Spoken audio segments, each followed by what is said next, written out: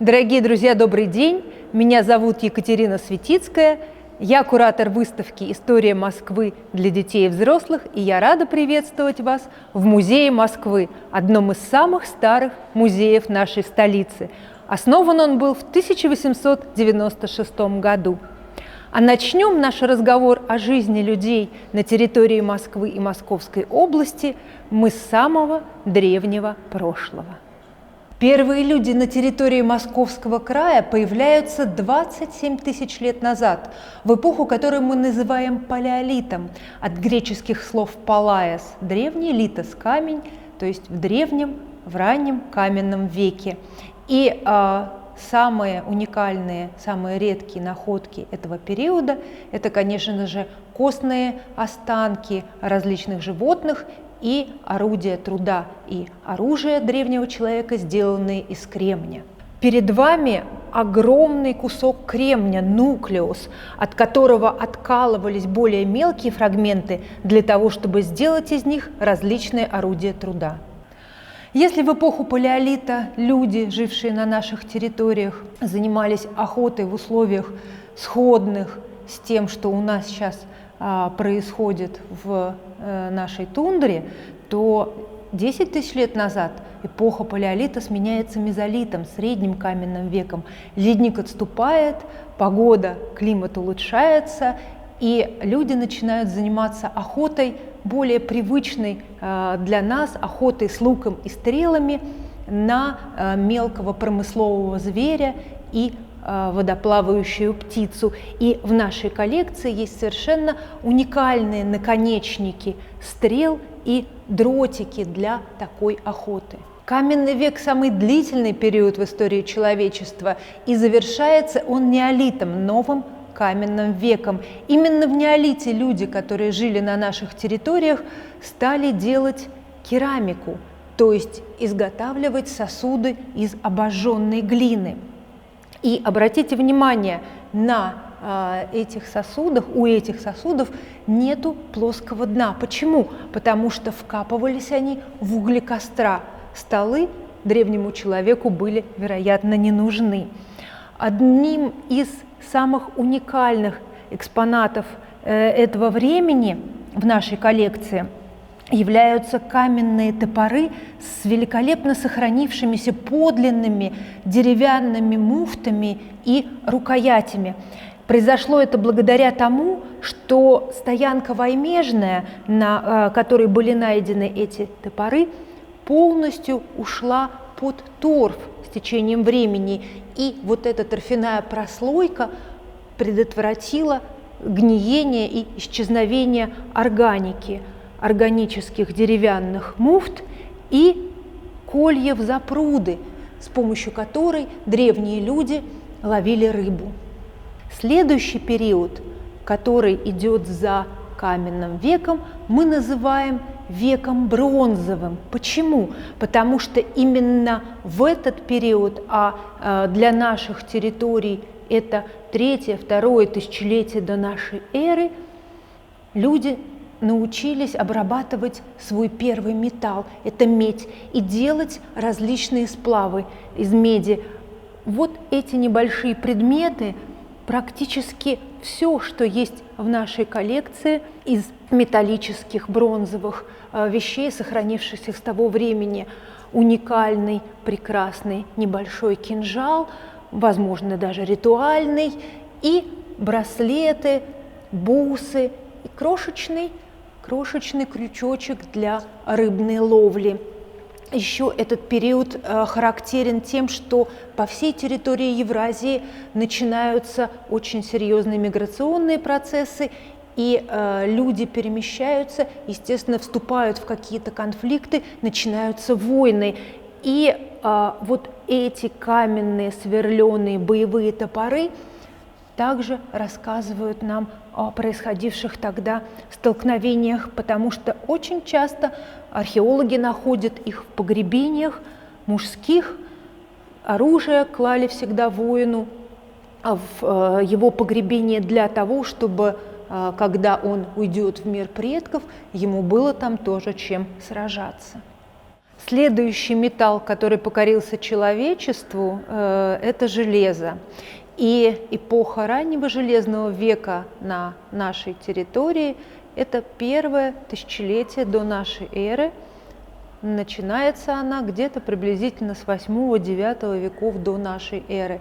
Люди научились не только выплавлять железо, но и обрабатывать его, изготавливать из него различные орудия труда, оружие. Вот такие интересные ножи с горбатой спинкой они делают. Конечно же, появляются и стрелы, и щиты, и боевые топоры уже из металла, а не из камня, как ранее в бронзовом веке. Встречаются и необычные железные находки. Например, на одном из городищ эпохи раннего железного века археологи нашли клад вот таких вот металлических колец. Их было достаточно много, более 20, и подобные кольца находят и на других поселениях эпохи раннего железного века. Вероятнее всего, это был аналог тогдашних денег. С помощью высоко ценившегося людьми металла могли производиться какие-то товаро-денежные обмены, производиться торговля.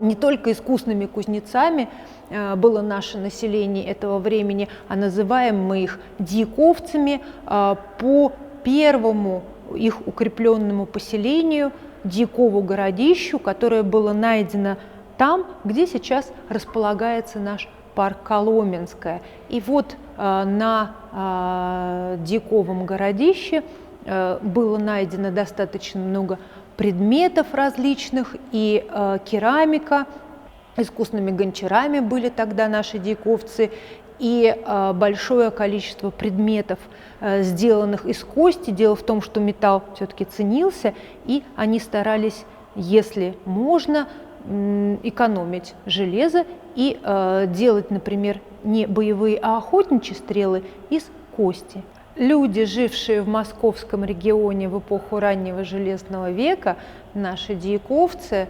занимались и сельским хозяйством, и скотоводством, и, конечно, охотой и рыболовством. Жили они уже оседло, как я уже говорила, были у них и городища, то есть укрепленные поселения, но никаких письменных источников о том времени у ученых нет, и поэтому очень многие предметы остаются для нас загадками, тайнами до сих пор.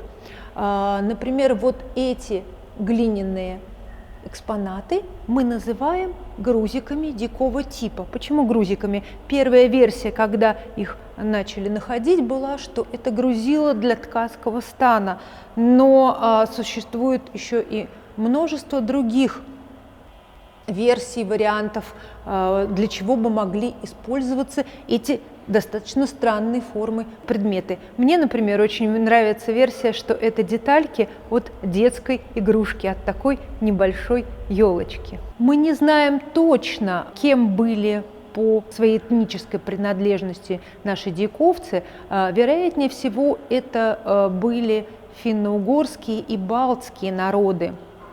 Приблизительно в VII-VIII веках нашей эры они покидают территорию московского региона, и где-то на 100-150 лет образуется некая лакуна, когда население нашего края было очень и очень немногочисленным. Лишь на рубеже X-XI веков сюда, на наши территории, начинают приходить славянские племена. И представительница одного из двух племен, которые жили на нашей территории, это племя Вятичей, здесь перед нами. Скульптурная реконструкция сделана по костным останкам, найденным археологами в захоронении вот этой прелестной девушки, которое было сделано недалеко от современного Звенигорода. От славян нам осталось большое количество курганных могильников. Дело в том, что, несмотря на то, что Русь была крещена, как мы помним, в 988 году, наши окраинные территории оставались языческими, и достаточно долго здесь хоронили своих умерших по классическому языческому славянскому обряду, когда умершего хоронили, насыпая над ним небольшой могильный холм, курган. И, конечно же, человеку, который отправлялся к предкам, надо было дать не только какие-то украшения и те предметы, которыми он пользовался при своей жизни, но и парадную одежду, обувь. И зачастую все это археологи находят в курганных могильниках. Например, вот такие прекрасные семилопастные височные кольца, которые являются маркером принадлежности этой женщины к племени Вятичей. Уникальным экспонатом, связанным с эпохой Дмитрия Донского, является этот меч дружинника из археологической коллекции нашего музея.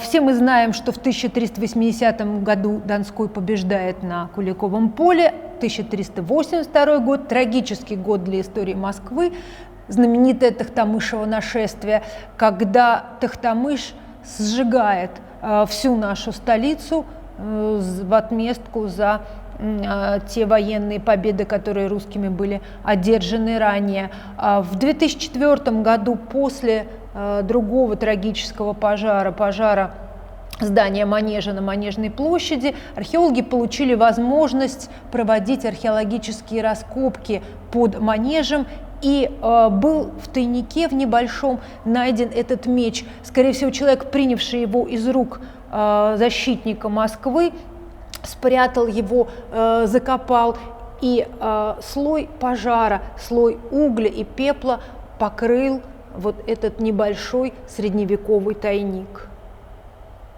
Уникальная сохранность оружия – это единственный экземпляр меча XIV века, целый, сохранившийся целиком, с клинком и рукоятью, который есть в нашей коллекции, который вообще найден на территории Москвы. Небольшие овальной формы серебряные и медные средневековые русские деньги, чешуйки, легко прятались в глиняных кубышках, и таких кладов находят на территории Москвы немало, но были и более интересные вместилища для сокрытия сокровищ. Находят клады, спрятанные в изразце, есть клады, спрятанные просто в маленьких кожаных мешочках. И самое необычное вместилище клада было найдено совсем недавно, несколько лет назад. Археологи нашли клад в шахматной фигурке. Шахматы были одной из самых популярных игр у взрослых москвичей, и археологи часто находят костяные или деревянные шахматные фигурки. А во что же играли наши дети? Это были глиняные игрушки, коники, человеческие фигурки.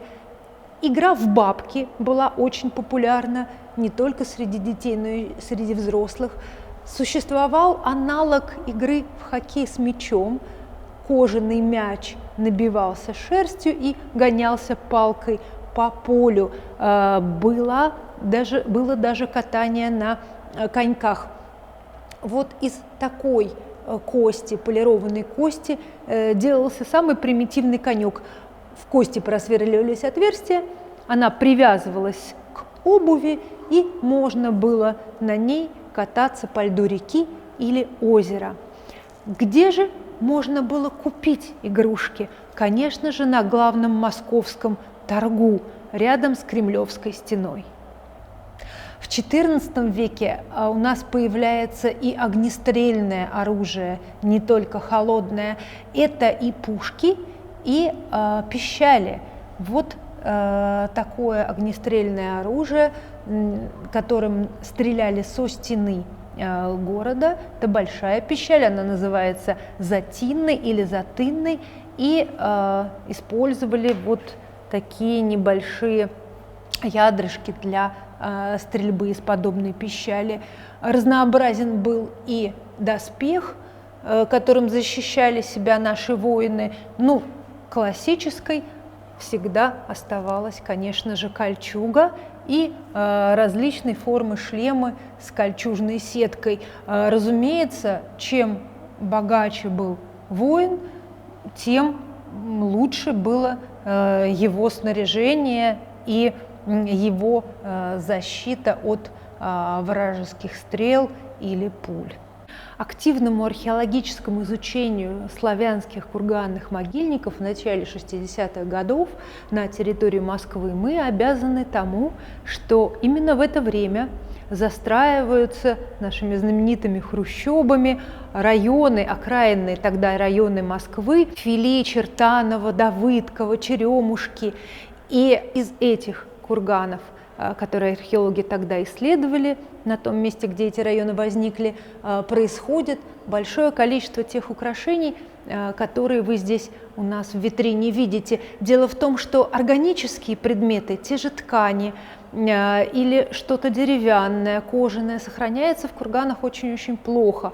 С металлом дело обстоит немножечко получше, и поэтому вот все эти прекрасные височные кольца, украшения, крепившиеся в области висков и получившие это название, обычные кольца и перстни, браслеты, различные гривны – это украшения, которые у нас носились на шее, от слова грива, шея происходит название, разнообразные бусы, они сохраняются лучше и чаще попадают в музейное собрание. Но есть у нас и поистине уникальные вещи. Например, вот эта пара мужских полусапог, еще их называют чоботы, кожаные, происходят из кургана у Матвеевского. И совершенно уникальная действительно вещь, потому что сохранились достаточно хорошо эти предметы обуви. Один чуть-чуть получше, другой похуже, но тем не менее реставраторы смогли воссоздать всю пару. Обратите внимание, плоская подошва была у тогдашней кожаной обуви, не делали еще каблука. И, конечно же, в курганах мы находим те предметы, которыми люди пользовались при своей жизни. Здесь были и орудия труда, и оружие, большое количество наконечников стрел находят на славянских селищах. Но проблема тут одна. Дело в том, что мы в основном застроили ту территорию, на которой жили те славяне, трудами которых возникла наша Москва, была построена наша столица.